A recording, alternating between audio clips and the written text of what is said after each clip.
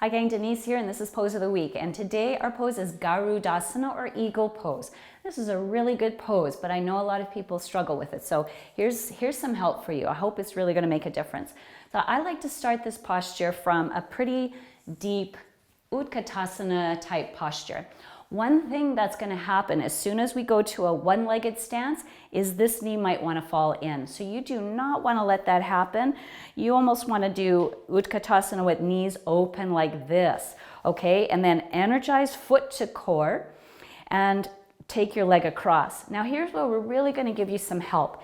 If you're able to get your shins a little bit closer together like this, you can start energizing your legs into each other. So I'm energizing as though I want to undo my legs. So I'm pressing them into each other.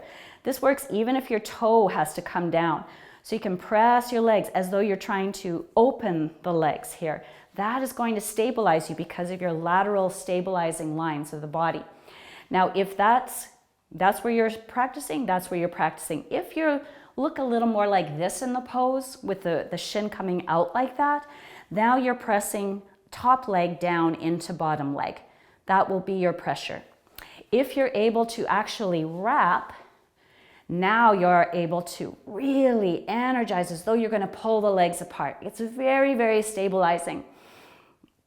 You can sink down a little lower or you can stretch yourself up, but if you start with your knees and hips quite bent, then this wrap will be a bit more accessible.